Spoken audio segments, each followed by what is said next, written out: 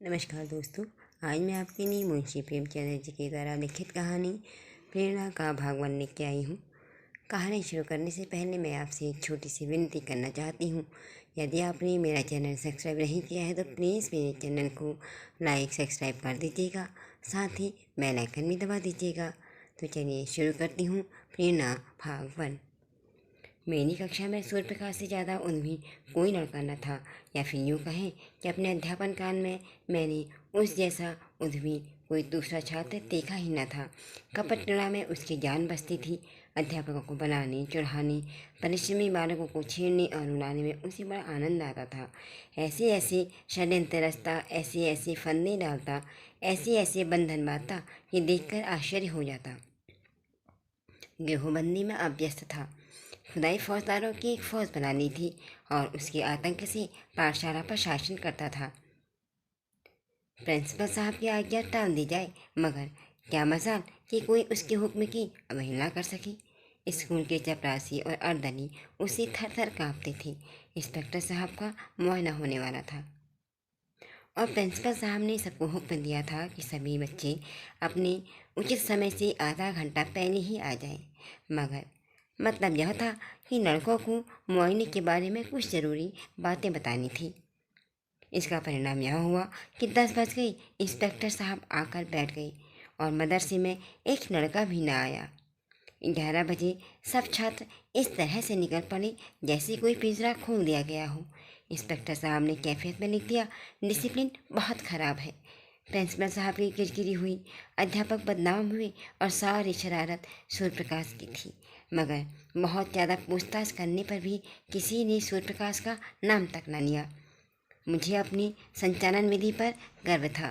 Training में इस विषय में मुझे ख्याति प्राप्त थी, मगर यहाँ मेरा सारा संचालन कौशल जैसे मोर्चा खा गया था। कुछ अक्ल ही कामना करती थी, शैतान को कैसे सन्मार्ग पर लाया जाए। कई बार अध्यापकों की बैठक हुई, पर यह गिरा न खुली। नई शिक्षा नीति के अनुसार मैं दंड नीति का पक्षपाती न था, मगर यहाँ हम इस नीति से केवल इसलिए विरक्त थे कि कहीं उपचार से भी लोग असाध्य न हो जाए। सूर्य प्रकाश को स्कूल से निकाल देने का प्रस्ताव भी किया गया, पर इसे अपनी अयोग्यता का प्रमाण समझकर हम इस नीति का व्यवहार करने का साहस न कर सके। 20-22 अनुभवी और शिक्षा शास्त्र के आचार्य एक 12-13 साल के उदंड बालक को सुधार न सके। यह विचार बहुत ही निराशाजनक था। यह तो सारा स्कूल उससे त्राही त्राही करता था, मगर मैं सबसे ज़्यादा संकट में था, क्योंकि वह मेरी ही कक्षा का छात्र था और उसकी शरारतों का कुफल मुझे भोगना पड़ता था। मैं स्कूल आता तो हरदम यही खटका लगा रहता, देखें आज क्या विपत्ति आने वाली है। एक दिन मैंने मेज की दराज खोली तो उसमें से एक बड़ा सा मेढक निकल पड़ा। मैं देखकर चौंक कर पीछे हट गया और क्लास में शोर मच गया। उसकी ओर सरोस नेत्रों से देख कर रह गया। आधा घंटा उपदेश में बीत गया और वह सर झुकाए नीचे मुस्कुरा रहा था। मुझे आश्चर्य होता था कि नीचे की कक्षाओं में कैसे पास होता चला गया। एक दिन मैंने गुस्से से कहा, तुम इस कक्षा में उम्र भर पास नहीं हो सकती। सूर्य प्रकाश ने अविचलित भाव से कहा, आप मेरे पास होने की चिंता न करें, मैं हमेशा पास हुआ हूँ और अब की भी हो जाऊँगा। असंभव असंभव संभव हो जाएगा। मैं आश्चर्य से उसका मुंह देखने लगा। जहीन से जहीन लड़का भी अपनी सफलता का दावा इतने निर्विवाद रूप से ना कर सकता था। मैंने सोचा वह प्रश्न पत्र उड़ा लेता होगा। मैंने प्रतिज्ञा की अब की इसकी एक चाल भी न चलने दूंगा। देखूं कितने दिन तक एक कक्षा में बैठा रहता है, आप घबरा कर निकल जाएगा। वार्षिक परीक्षा के अवसर पर मैंने असाधारण देखभाल से काम लिया, मगर जब सूर्य प्रकाश का उत्तर पत्र देखा तो मेरी विस्मय की सीमा न रही। मेरे 2 पर्चे थे और दोनों में ही उसके नंबर कक्षा में सबसे अधिक थे। मुझे खूब मालूम था कि वह मेरे किसी पर्चे का प्रश्न भी हल न कर सकता है। मैं इस सिद्ध कर सकता हूँ, पर उसके उत्तर पत्र का क्या करता। लिपि में इतना भेद न था जो कोई संदेह उत्पन्न कर सकता। मैंने प्रिंसिपल से कहा तो वह भी चकरा गई। मगर उन्हें भी जानबूझकर मक्खी निगलनी पड़ी। मैं कदाचित स्वभाव से ही निराशावादी। अन्य अध्यापकों में सूर्य प्रकाश के विषय में जरा भी चिंतन न पाता था।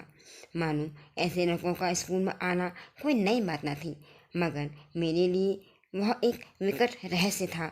अगर यही ढंग रही तो एक दिन या तो ये जेल में होगा या फिर पागल खाने में।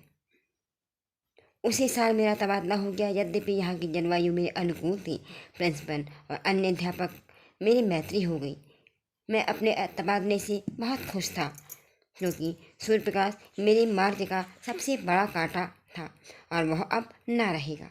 लड़कों ने मुझे विदाई दी, दावत दी और सब के सब स्टेशन तक पहुंचाने आए। उस वक्त सभी लड़के आंखों में आंसू भरे हुए थे। मैं भी अपने आंसुओं को रोक न सका। सहसा मेरी निगाह सूर्य प्रकाश पर पड़ी, जो सबसे पीछे लज्जित खड़ा था। मुझे ऐसा मालूम होता था कि उसकी आंखें भी भीगी थी। मेरा जी बार बार चाहता था कि चलते चलते उससे दो चार बातें कर लूँ। शायद वह भी मुझसे कुछ कहना चाहता था, मगर न मैंने बात की और न ही उसने। हालांकि बहुत दिनों तक इसका मुझे खेद रहा। उसकी झिझक तो क्षमा के योग्य थी, पर मेरा अवरोध अक्षम्य था।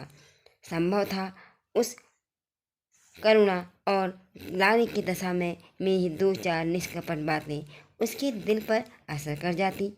मगर इन्हीं खोए हुए अवसरों का नाम तो जीवन है। आज के लिए बस इतना ही। आगे कहानी किस मोड़ पर जाती है सुनेंगे प्रेरणा भाग 2 में। तब तक के लिए नमस्कार, धन्यवाद।